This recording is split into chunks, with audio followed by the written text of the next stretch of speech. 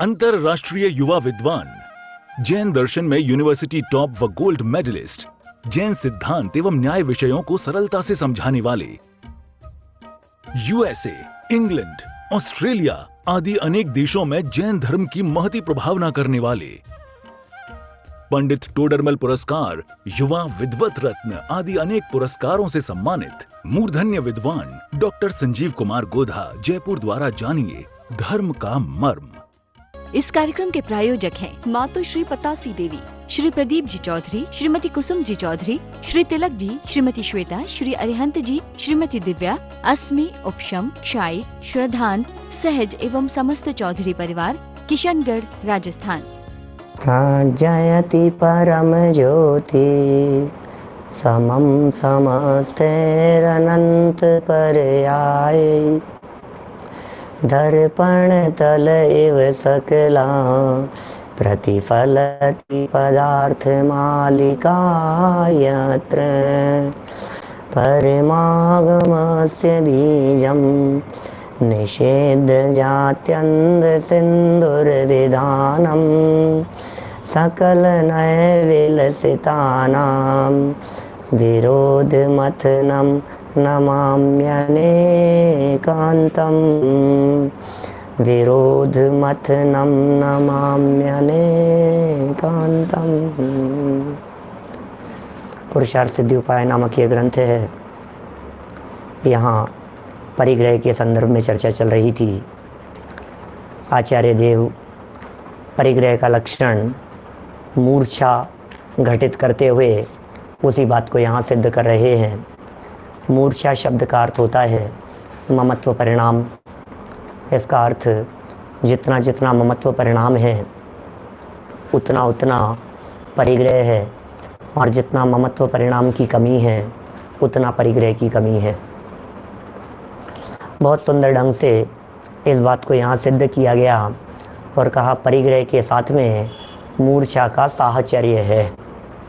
परिग्रह के साथ में मूर्छा सहचर्य है, साथ साथ में रहने वाली है। और कल जो हमने चर्चा यहाँ 112 नंबर के श्लोक में पढ़ी थी, उसी चर्चा में अंत में 2 बिंदु दिए थे कि भाई बाहर में नग्न हो और परिग्रह से रहित हो, लेकिन फिर भी यदि मूर्छा है तो वे परिग्रह संपन्न ही हैं।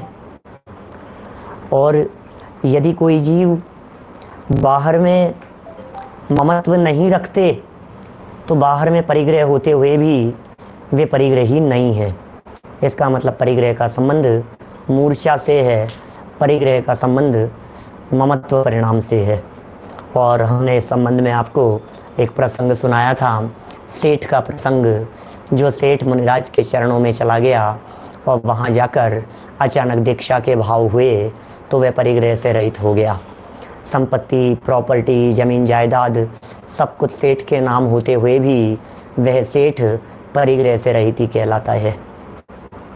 देखिए, इसी बात को यदि मैं थोड़ा सा उल्टा करके कहूँ तो मैं ये भी कह सकता हूँ, अंदर में ममत्व परिणाम नहीं होने की वजह से परिग्रह के बीच में रहते हुए भी परिग्रही नहीं है। इस संबंध में एक छोटी सी कहानी और प्रसंग सुनाया करता हूँ मैं, जब भी परिग्रह की ऐसी चर्चा चलती है। वो चर्चा है पुष्पदंत और वारीशेण मुनिराज की। पुष्पडाल और वारीशेण नाम के मुनिराज। सो देखिए, जानते हैं आप, वारीशेण तो नगर के राजा थे और जो पुष्पडाल थे वे साधारण से व्यक्ति थे। वारीशेण राजा तो बाद में बने, लेकिन पहले जब वे राजकुमार थे, बच्चे थे, तो अपने साथियों के साथ में खेलते थे, गरीबों के साथ में भी खेलते थे, साधारण लोगों के साथ में भी खेलते थे। भले ही राजपुत्र हो तो क्या हुआ, लेकिन खेलने के लिए तो साथी ही चाहिए होते हैं, बराबर वाले ही चाहिए होते हैं। समय निकल गया, वारीशेण बड़े होकर के राजा बन गए और पुष्पडाल किसान खेती बाड़ी के अंदर लग गया, अपना काम करता रहा। दोनों एक दूसरे से मिले भी नहीं और वर्षों निकल गए। फिर एक बार वारीशेण मुनि बन गए, साधु बन गए। वारीशेण ने दीक्षा ले ली वारिशेन मुनिराज के दीक्षा लेने के उपरांत जब इन्होंने दीक्षा ले ली तब भी काफ़ी समय बीत गया और अचानक एक दिन प्रसंग ऐसा बना कि ये पुष्प डाल के यहाँ आहारचर्या के लिए पहुँचे। उसने पड़गाहन किया, ये आहारचर्या के लिए वहाँ पहुँच गए। अब सोचो जरा, अब वारिशेन मुनिराज पुष्पडाल श्रावक के यहाँ आहार ग्रहण करने के लिए गए हैं। जब उसने पुष्पडाल ने वारिशेन को देखा और अपने घर देखा, अरे झूम गया वो तो, ये तो बचपन का दोस्त, बैठ कर के गप्पे लगाएंगे, बातें करेंगे, पुरानी बातें करेंगे, बहुत बरसों बाद में मिले हैं आज, तो ये तो मेरे को पहचानते ही होंगे, और क्या बचपन में खूब खेले हैं। ये सारे विचार उसके मन में चलने लगे। मुनिराज तो मुनिराज हैं, वीतरागी संत हैं, दिगंबर संत हैं, किसी से कोई लाग लपेट नहीं होती है, किसी से चर्चा नहीं, वार्ता नहीं, पूछना नहीं, बातचीत नहीं, कुछ भी नहीं। अब सोचिए आप, किसी से बातचीत नहीं, पूछना नहीं, और किसी तरह की कोई चर्चा वार्ता कुछ भी नहीं हो रही है। अब आहारचर्या के बाद उसने सोचा फिर बैठेंगे, बैठे नहीं मुनिराज, तो उठ करके चलने लगे वारिशेन मुनिराज। तो जब वारिशेन मुनिराज बाहर निकलने लगे, ये भी बाहर निकल गया और मन में चल रहे हैं वही विकल्प, यार पहचाना नहीं क्या, पहचाना नहीं क्या, क्या हुआ। अब बाहर निकलने के बाद भी वारिशेन आगे बढ़ने लगे। इसने सोचा कम से कम बाहर निकल करके तो हाय हेलो करेंगे, सी ऑफ करेंगे, ओके बाय टाटा, फिर मिलेंगे, कुछ तो करेंगे। वे तो सीधे बढ़ने लग गए, साथ साथ में पुष्पडाल भी चल दिया। फिर पता है क्या हुआ अर्जव, फिर अब ये जो पुष्पडाल साथ साथ में हो लिया था, अब साथ में होकर के जैसे ही 150 कदम आगे बढ़ा होगा, वारिशेन मुनिराज ने कहा क्या बात है, हमारे ही साथ में चलने की तैयारी है क्या। समझना क्या कह रहे हैं, वे बोले हमारे ही साथ में चलने की तैयारी है क्या। इतना सुनना था और पुष्पडाल के मन का तो ठिकाना ही नहीं रहा, क्यों पहचान लिया इन्होंने और मेरे से, हाँ आपके साथ चलूंगा, आपके साथ चलूंगा, और फिर साथ हो लिए। अभी तो जंगल में चले गए, साथ में दीक्षा हो गई। वारिशेन और पुष्पडाल दोनों जंगल में रहने लग गए। अभी ये पुष्पडाल भले ही दीक्षा ले ली, लेकिन दिलो दिमाग में निरंतर ये बात घूम रही है, बेचारी इंतजार कर रही होगी, मैं तो बोल करके भी नहीं आया। एक पत्नी थी, कानी थी, आंख से दिखता नहीं था, एक आंख से दिखता था, और क्या हुआ फिर, अभी याद आ रही है इसको, मन में रहा नहीं जा रहा है, और ये हो क्या गया, वो बेचारी कह करके नहीं आया, बेचारी ने खाना भी नहीं खाया होगा, हैं, वो बहुत संकल्प विकल्प चलते रहे। 1 दिन निकल गया, 2 दिन निकल गए, 5 दिन निकल गए, 15 दिन निकल गए, अब इसके तो दिल दिमाग में वही चलती रही। वारिशेन मुनिराज पहचान गए, पहचानते ही सीधी सी बात है, वही कोई व्यक्ति साथ में रहता है, मुनिराज हैं, साथ में रह रहे हैं, उन्हें विकल्प आया, ओहो इनको समझाना चाहिए, अरे भाई ये जैनेश्वरी दीक्षा अंगीकार कर ली है, आनंद का उपभोग करो, परिग्रह का त्याग कर दिया है। मैं आपसे पूछता हूं, ये पुष्पडाल ये परिग्रही है या नहीं है, बोलो। जंगल में है, पीछे कमंडल साथ में है, नग्न दिगंबर दशा है, और पत्नी परिवार के साथ में नहीं रह रहे हैं, सबको छोड़ करके जंगल में रह रहे हैं, परिग्रही है या नहीं है, बोलो बोलो। भरत भाई है ना परिग्रही, हाँ बिल्कुल परिग्रही है, चलो कोई बात नहीं, आपने कह दिया, हमने मान लिया, उनको परिग्रही मान लिया। आगे बढ़ो, कहानी यही खत्म नहीं हुई है, कहानी तो आगे बढ़ती है। और पता है क्या हुआ, वारिशेन मुनिराज ने जब इन बातों को पकड़ लिया तो ज़्यादा कहने की कोशिश नहीं करी और वे चले गए। उन्होंने संदेश भिजवाया अपनी माँ के पास में, राजमाता, माँ पत्नियों को तैयार करके रखना, राजमहल में आ रहे हैं। ओहो, सच धज के तैयार होने का आदेश दे दिया। माँ भी घबरा गई, मेरा बेटा जैन धर्म को बदनाम करेगा, जैन दर्शन को बदनाम करेगा, जैन धर्म को बदनाम करेगा, ओहो ऐसा तो नहीं हो सकता, ये तो अच्छी बात नहीं नज़र आ रही है। और वो चले गए वहाँ। और फिर पता है क्या हुआ, माँ ने भी सोचा कि कैसे पूछूं, बिगड़ गया कि रास्ते पर है, और 2 आसन लगा दिए, एक सोने का आसन लगा दिया और एक लकड़ी का पाटा बिछा दिया। अब बोलो निर्णय करना है, कहाँ आकर के बैठेंगे। आए वारिशेन और पुष्पडाल लकड़ी के आसन पर बैठ गए। माँ ने देखा बेटा परीक्षा में सफल हो गया, अब क्या होना था। बुलाओ माँ, पत्नियों को बुलाओ। एक एक सज धज करके अप्सराओं जैसी एक एक सुंदर पत्नियां सामने से निकलने लगी, बगल में आकर के खड़ी हो गई। और मानो जो पुष्पडाल जो बैठे थे वो देखते ही रह गए, ये मूर्ख इतनी पत्नियों को छोड़कर, इतनी भोग विलासिता को छोड़कर, ये राजपाट छोड़कर जंगल में जाकर के बैठ गया। ओहो, इसे राग नहीं होता है, इन्हें विकल्प नहीं आता, इन्हें ऐसा भाव नहीं होता कि मैं अपनी पत्नियों के साथ में रहूं, पत्नियों पर क्या बीत रही होगी। देखो परिणाम, उसके तो परिणाम बदलने के लिए सारा का सारा खेल रचा था। अब यहां फिर प्रश्न है मेरा, मैं पहले वाले प्रश्न को भी रिपीट कर सकता हूं। वारिशेन मुनिराज परिग्रही हैं या नहीं है?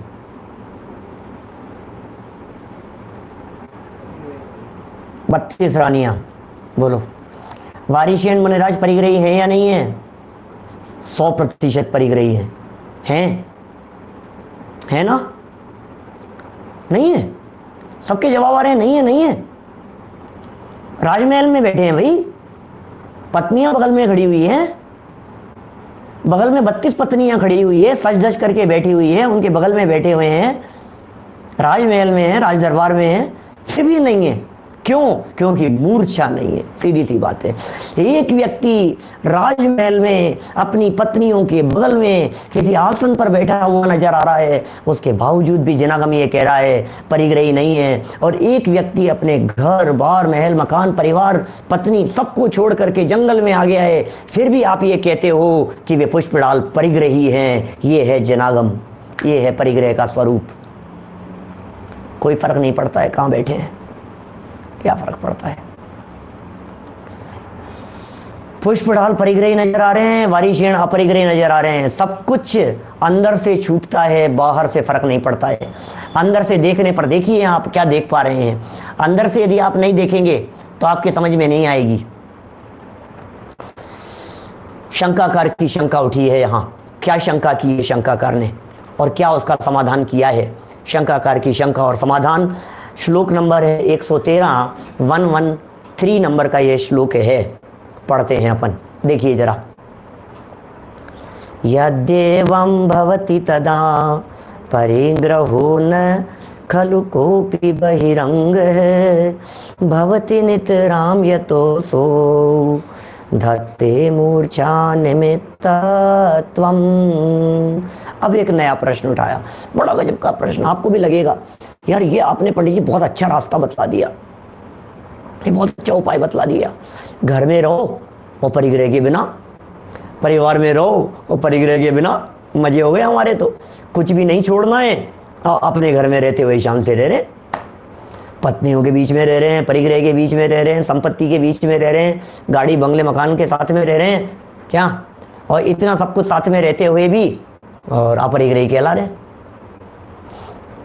देखिए तो क्या कह रहे हैं यहाँ, अन्वयार्थ ऐसा ही प्रश्न उठा करके समाधान किया है। यदि एवं जो ऐसा है अर्थात मूर्छा ही परिग्रह होवे, तदा खलु तो निश्चय से बहिरंग परिग्रह बाह्य परिग्रह कह अपि न कुछ भी नहीं सिद्ध होता। अभी प्रश्न समझ में आया क्या क्या है, यहां तक प्रश्न है तो ऐसा नहीं है ऐसा कह करके जवाब दे रहे हैं आगे श्लोक नंबर 113। देखो प्रश्न समझ में आया क्या, प्रश्न ये है, क्या प्रश्न है कि साहब फिर तो बाहरी परिग्रह कोई परिग्रह नहीं होता है, तो मूर्छा ही परिग्रह है ना। आपके बतलाए गए पीछे के 2 श्लोक हमने गहराई से पढ़ लिए और उन दोनों श्लोकों को देखकर हम इस निर्णय पर पहुंचे हैं कि बाहरी परिग्रह परिग्रह नहीं होता, बाहरी संपत्ति परिग्रह नहीं होता, सिर्फ मूर्छा ही परिग्रह होता है। यदि ऐसा है, ये कह रहे हैं भाई तो ऐसा नहीं है। क्यों? यतः असौ, क्योंकि यह बाह्य परिग्रह मूर्छा निमित्तत्वम, मूर्छा के निमित्त पने को नितराम दत्ते अतिशय रूप से धारण करता है। ओहो, इस धोखे में मत रहना। क्या? इस धोखे में मत रहना कि बाहर में कुछ भी हो तो चलेगा। ये नहीं चलेगा। ये जैन शासन का मार्ग है। अंदर में यदि ममत्व नहीं है तो बाहर में भी परिग्रह का त्याग कंपलसरी है। अंदर में कपड़ों के प्रति अपनापन नहीं है तो फिर कपड़े पहनने का राग नहीं हो सकता है। घर के प्रति यदि अपनापन नहीं है तो घर में रहने की बुद्धि नहीं हो सकती है। धन के प्रति राग नहीं है तो धन को संभालने की बुद्धि नहीं हो सकती है। आप गलतफहमी में छल ग्रहण नहीं करना किसी भी प्रकार का। आप छल ग्रहण कर रहे हैं क्या? कैसे छल ग्रहण कर रहे हैं? परिग्रह तो रखना चाहते हैं अपने पास में और अपरिग्रही कहलाना चाहते हैं। भाई अंदर से छूटेगा तो बाहर में अपने आप छूट जाएगा। आप जानते हैं ये ऐसा वचन है आगम का, अंतरंग से बहिरंग की व्याप्ति हुआ करती है। जैसा अंतर में होता है वैसा बाहर में झलकता है। हाँ, लेकिन जैसा बाहर में हो वैसा अंदर में हो जरूरी नहीं है, क्योंकि एक माँ अपने बच्चे को बहुत डांटती फटकारती हुई भी अंदर में बहुत स्नेह रखने वाली होती है। एक माँ बाहर में डांट रही है, फटकार रही है, चिल्ला रही है, कह रही है खींच के चांटा मारूंगी। एक पिता अपने बच्चे को कह रहा है पिटाई करूंगा, 2 धरूंगा खींच के। सुनता नहीं है क्या? मानता नहीं है क्या? इतना कहने के बावजूद भी उस पिता के हृदय में झांक करके देखा जाए, उस माँ के हृदय में बैठ करके देखा जाए तो आपको अनंत करुणा मिलेगी, राग मिलेगा, प्रेम मिलेगा। इसका मतलब बहिरंग से अंतरंग नहीं, अंतरंग से बहिरंग देखो। अंतरंग महत्वपूर्ण है। हाँ, इतना है। अंदर में यदि द्वेष बुद्धि आ गई तो फिर बाहर में द्वेष बुद्धि झलके बिना नहीं रहेगी। अंतरंग से बहिरंग की व्याप्ति है। व्याप्ति इधर से इधर है, बाहर से इधर नहीं। अंदर से बाहर से अंदर की तरफ नहीं जाना। अंदर में क्या है उससे बाहर को देखना, तब चलेगा। बातें थोड़ी सी उपयोग की एकाग्रता की अपेक्षा रखती है, लेकिन सुनोगे समझोगे तो मजा आएगा आप लोगों को। ये जिनागम के परिग्रह का रहस्य है। देखिए, बाह्य परिग्रह मूर्छा के निमित्त पने को अतिशय रूप से धारण करता है। अतिशय रूप से का मतलब, आप यदि परिग्रही नहीं है तो आपने क्यों छोड़ दिया? क्यों नहीं छोड़ा? क्या यदि आपको मूर्छा नहीं है तो फिर लगाव क्यों है? अच्छा, मूर्छा नहीं है ना आपको, आपने तो कह दिया मूर्छा नहीं है। 2 मिनट में टेस्टिंग कर सकते हैं हम, टेस्ट हो जाता है ऐसा। कैसे टेस्ट करें? करके देख लो आप कुछ भी। अरे हजारों चीजें हैं, कोई भी तोड़ फोड़ करके देख लो, प्रतिकूल कह करके देख लो, उल्टा बोल करके देख लो, पता लग जाएगा आपको। थोड़ा सा घुमा करके देखो तो सही, तुरंत ख्याल में आती है। चायेड़ी जी साहब, सब ख्याल में आ रही है बात। मोबाइल टूट जाए, 2 मिनट के लिए मोबाइल को किसी के कह रहा है मूर्छा नहीं है, मूर्छा नहीं है, उसके मोबाइल को छिपा लो पीछे, आप अपने पीछे, और फिर देखो कहाँ चला गया, कहाँ चले, क्या हो गया, क्या हो गया, ये क्या हो गया, तुम बताओ क्या हो गया। मोबाइल तोड़ दो, गाड़ी की स्क्रैच आ जाए, कुछ भी हो जाए तो फिर तुरंत मूर्छा है। देखिए, हम नहीं कहते हैं कि आप परिग्रह रहित हो गए हो, हमारे भी मूर्छा है, हम भी तो गृहस्थ हैं और परिग्रह से रहित नहीं हो गए हैं। अभी कोई व्यक्ति हमारा मोबाइल छीनेगा तो हमारे को थोड़ा तो वो होगा ही ना, फर्क पड़ेगा ही ना, दिक्कत होगी ही ना, परेशानी होगी ही ना। घर में कोई डाकू बदमाश गुंडे घुस जाएंगे तो परेशानी तो होती है ना कि नहीं पंडित जी, इतने धर्मात्मा होते हुए, इतने विद्वान होते हुए आपके क्या मोह माया है, जाने दो ना, जितना पैसा ले जाने दो भैया, खोल दो, आप तो अलमारी खोल दो, बोल भैया ले जा, तेरे को जितना ले जाना। आप का इतना ममत्व रखते हो, उपदेश तो इतना देते हो फिर भी ममत्व रखते हो। अरे भाई, गृहस्थ दशा में है क्या? अभी जो है कषाएं मौजूद हैं अंतरंग में, जिसके जितनी कषायों की मात्रा मौजूद रहेगी उतना परिग्रह का सद्भाव देखा जाएगा। सम्यक दृष्टि ज्ञानी जीव भी अंतरंग में अनंतानुबंधी नहीं होने के बावजूद इतनी बड़ी मूर्छा निकल गई है, उसके बावजूद 6 खंड के अधिपति और संपदा पर राज करता हुआ देखा जा सकता है। बोलो कौन ज्यादा परिग्रही? भरत चक्रवर्ती ज्यादा परिग्रही हैं कि हम ज्यादा परिग्रही हैं? बोलो क्या कहना है आपको, बताओ जितेंद्र जी। भरत चक्रवर्ती ज्यादा परिग्रही हैं या हम ज्यादा परिग्रही हैं? भरत चक्रवर्ती ज्यादा परिग्रही है कि गाय भैंस कुत्ता बिल्ली ज्यादा परिग्रही है? भरत चक्रवर्ती ज्यादा परिग्रही हैं कि हमारे पड़ोस में रहने वाले शर्मा जी ज्यादा परिग्रही हैं? अरे यार क्या बात कर रहे हो यार, भरत जी होंगे, भरत जी होंगे, इसमें क्या है, कैसी बात कर रहे हो? जो हमारे गहन स्वाध्यायी लोग हैं ये सब फटाफट बोल देते हैं क्या हमें ज्यादा परिग्रही? मुझे तो पता नहीं था, क्या मुझे मालूम नहीं था प्रकाश जी भाई साहब आपके पास में इतना परिग्रह है। गौरव भैया इतना परिग्रह है आपके पास में, मुझे तो मालूम ही नहीं था। भरत जी से भी ज्यादा। अरे या तो आप लोगों को ध्यान नहीं है कि भरत जी का परिग्रह कितना है, कितना परिग्रह है भरत जी का?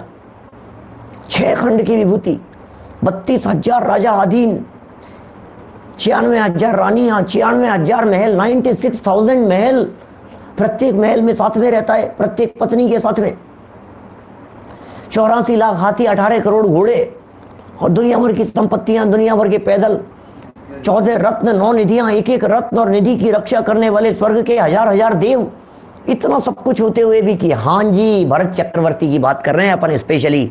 हम शुभम चक्रवर्ती की बात नहीं कर रहे, हम ब्रह्मदत्त चक्रवर्ती की बात नहीं कर रहे, हम भरत चक्रवर्ती की बात कर रहे हैं।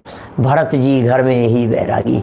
वाह यार, आप लोगों का ये जो धर्म है ना मुमुक्षुओं का, ये घर में ही वैरागी वाला, ये बड़ा जबरदस्त है यार, हैं? भरत जी घर में ही वैरागी, भरत जी घर में ही वैरागी, हैं? घर में वैरागी, वैरागी की आप बात करते हैं, बड़ा आनंददायक लग रही है बात तो हमारे को। क्यों ना हम भी घर में रहें और ऐसे ही वैरागी कहलाएं? नहीं भाई सुनो जरा, बात कुछ और है। आगे चल करके जब बात कहेंगे, ये परिग्रह के भेद बतलाएंगे, 24 प्रकार के परिग्रह के भेद बतलाएंगे, तो पता लगेगा कि उसके अंतरंग परिग्रहों में मिथ्यात्व नहीं है। मिथ्यात्व भी परिग्रह है। 24 प्रकार के हैं ना, 10 प्रकार के होते हैं बहिरंग परिग्रह, 14 प्रकार के होते हैं अंतरंग परिग्रह। अंतरंग परिग्रह ज्यादा हैं क्या? अंतरंग परिग्रह ज्यादा है भाई साहब, 14 है वो। मिथ्यात्व ये परिग्रह है क्या? बोलो जिग्नेश भाई, चक्रवर्ती के नौकर जितना भी नहीं है हम लोगों के पास में। अरे नौकर भी यदि नौकर रखता हो अपने यहाँ तो इतना भी नहीं होगा, बूंद बराबर नहीं है, उससे कहीं दूर दूर तक टच नहीं होता है, इतनी संपत्ति है उसके पास में। उसके बावजूद मिथ्यात्व नहीं है, अनंतानुबंधी नहीं है, अनंतानुबंधी क्रोध मान माया लोभ नहीं है, इतना डिटेच रहता है चक्रवर्ती सम्राट। ऊपर से परिग्रह के साथ में दिखने पर भी अंदर से डिटेचमेंट है। तो साहब अंदर से डिटेचमेंट है तो फिर ये परिग्रह दिख क्यों रहा है यहाँ पे? कोई बात नहीं, थोड़े समय तक दिख रहा है, थोड़े समय बाद में जब वे दीक्षा लेंगे तो दीक्षा लेते ही अंतर्मूर्त में केवल ज्ञान प्राप्त कर लेंगे। अंतर्मूर्त में ऐसा क्या कर लिया उन्होंने कि केवल ज्ञान हो गया? क्या बोलो, ऐसा क्या कर लिया भरत जी ने अंतर्मूर्त के अंदर? अंदर क्या हो गया? प्रैक्टिस चल रही थी। भरतेश वैभव उठा करके देखो भरत जी के ध्यान को, भरत जी की साधना को।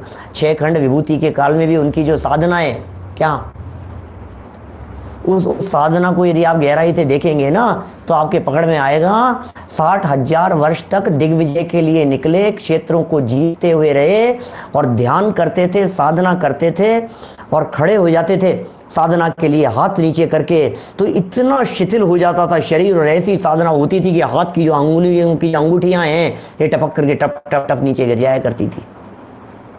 ऐसे ऐसे साधना करते थे। ध्यान और साधना वैभव के बीच में रहते हुए भी वैभव से रखती थी। सम्यक दृष्टि ज्ञानी जीवों की ऐसी दशा होती है, यह अंतरंग दशा है। इसलिए अंतरंग से पकड़ना, बाहर में किसके पास में कितना ज़्यादा है वो ज़्यादा परिग्रही होगा ऐसा नहीं होता है, ये यहाँ कहना चाह रहे हैं। फिर भी छल ग्रहण नहीं कर लो, इसलिए इस श्लोक के अंदर एक बात कह दी कि परिग्रह है बाहर में तो लगता है अंदर में कहीं ना कहीं मूर्छा भी बैठी हुई होगी। ठीक है ना? उनके साथ में अतिशय निमित्त हेतु बतला रहे हैं, यहाँ अतिशय नाथ हेतु बतला रहे हैं। अतिशय रूप से धारण करते हैं मूर्छा के निमित्त पने को। देखिए टीका, प्रश्न पढ़े क्या कह रहे हैं, देखो प्रश्न आगे। खलु यदि एवं भवति तदा बहिरंग है कह अपि परिग्रह न स्यात्।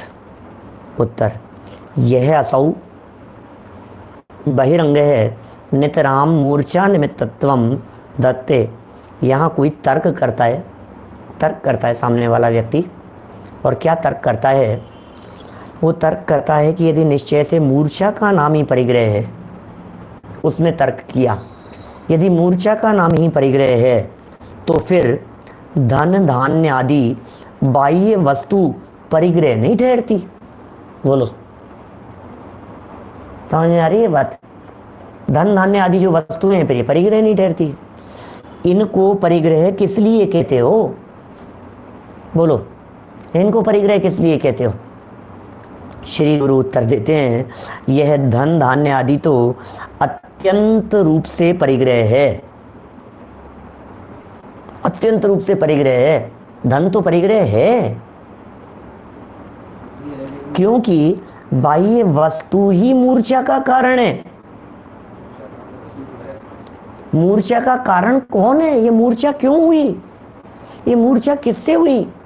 ये मूर्छा किसके प्रति है? मूर्छा तो पदार्थ के प्रति है ना। पदार्थ ही नहीं है तो मूर्छा कहां करेगा व्यक्ति? इसलिए यदि पदार्थ दिखाई देता है तो उस व्यक्ति के मूर्छा भी दिखाई देगी, ये कहना चाह रहे हैं यहाँ। क्योंकि बाह्य वस्तु ही मूर्छा का कारण है, अनिवार्य रूप से कारण है, निमित्त कारण है। ऐसे सीने से लगा करके बैठा है ना, मैं बतलाता हूँ ना, जैसा दर्शन करते समय भी जो मोबाइल है ये हाथ के बीच में चला जाता है, छूटता नहीं है। तो ये जो हेतु दिखाई देता है, दर्शन कर रहा है? बोलो, नहीं समझ में आ रही है आपको?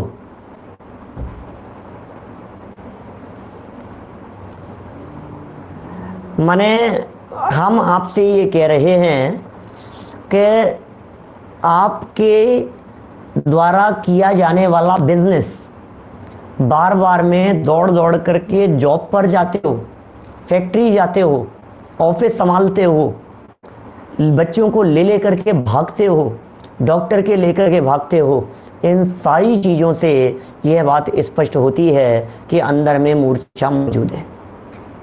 मूर्छित हो आप कि नहीं साहब नहीं है, मोह नहीं है। पत्नी कितना भी कहती रहे इनको मेरे से अपनापन नहीं है। बच्चे कितने भी गुस्सा होकर के, नाराज होकर के, पलट करके जवाब देवे, अरे माँ बाप तो मेरे है ही नहीं। ये बच्चे ऐसा बोलते हैं आजकल के बच्चे। माँ बाप कितना भी कहते रहे बच्चों के लिए, ये बच्चे तो हमारे है ही नहीं। बोलते हैं, घर घर की कहानी बतला रहा हूँ। माँ बाप बोलते हैं ये बच्चे हमारे नहीं है, बच्चे कहते हैं माँ बाप हमारे नहीं है, भाई कहता है भाई हमारा नहीं है, पत्नी कहती है पति हमारा नहीं है, पति कहता है पत्नी हमारी नहीं है, ये हमारी सुनते नहीं है, इनको हमारी परवाह नहीं है। बस एक चीज़, इतना सब कुछ होने के बावजूद भी, इतना सब कुछ कहते हुए दिखाई देने के बावजूद भी अंदर में मूर्छा की धारा नॉन स्टॉप चल रही है। ममत्व परिणाम नॉन स्टॉप चल रहा है।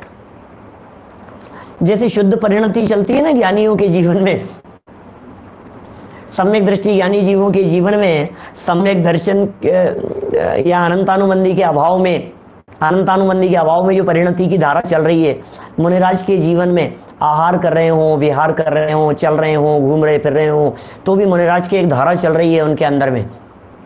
कौन सी धारा चल रही है? अनंतानुबंधी, अप्रत्याख्यानावरण, प्रत्याख्यानावरण। ये 3 तरह की कषाएं हैं। इन्हें कषाय चौकड़ी कहते हैं। अनंतानुबंधी क्रोध मान माया लोभ, अप्रत्याख्यान क्रोध मान माया लोभ, प्रत्याख्यान क्रोध मान माया लोभ। ये जो चार है ना, इनके अभाव में परिणति में शुद्धता आ गई और वो धारा नॉन स्टॉप कॉन्स्टेंटली चल रही है। जैसे कहते हैं खुमारी चलती रहती है, धारा बराबर बह रही है वो चीज़, स्मृति पटल पर, ज्ञान पर, वो बराबर नॉन स्टॉप चल रही है। इसी तरह से अज्ञानी के, जैसे मैं आपसे पूछता हूँ, बोलो मैं डॉक्टर संजीव गोदा हूं क्या? बोलिए मैं कौन हूं? अपना अपना नाम बतलाइए। मैं उल्लास भाई जोबलिया, बतलाओ। मैं विनू भाई, तो ये नाम कहाँ से आया? अच्छा, आपने अपना नाम कब बोला था आज के पहले, ये तो बतलाओ, कब रिपीट किया था? कभी कभी महीने 15 दिन में, महावीर जी भाई साहब कभी कभी महीने 15 दिन के साथ रिपीट करते होंगे, बोलो। महीने 2 महीने में 6 महीने में कभी कभी अपना नाम रिपीट करते हो कि भैया मेरा नाम क्या है यार, लिख करके देख लूँ, बोल करके देख लूँ, पर्ची लिख करके रखूँ अपने जेब में, मेरा नाम क्या है, मेरा नाम क्या है। धारा बह रही है अंदर मिथ्यात्व की, देह के प्रति एकत्व बुद्धि वाली, एकत्व बुद्धि वाली इतनी इतनी धारा लगातार, ये मैं हूं, ये मैं हूं, ये मैं हूं, ये मैं हूं, ये मैं हूं, बोलना नहीं पड़ता। इसका नाम मूर्छा है। बिना सिखाए सीख बिना नर सीख रहे, विषयादिक भोगन की चतुराई।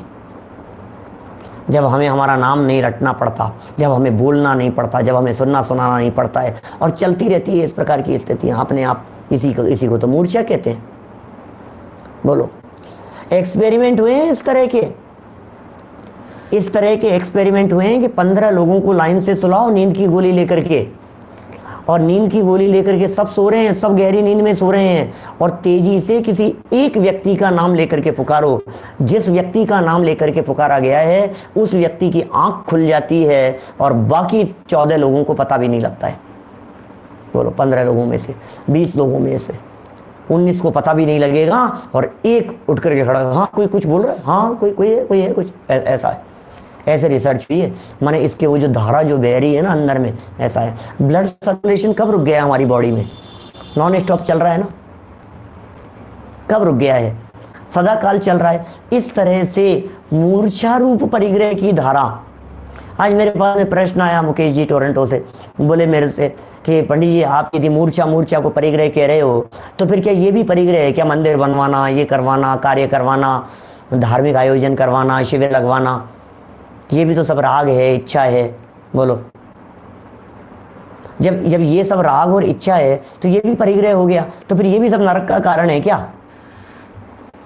फिर क्या करें यार, हम तो बहुत फंस गए।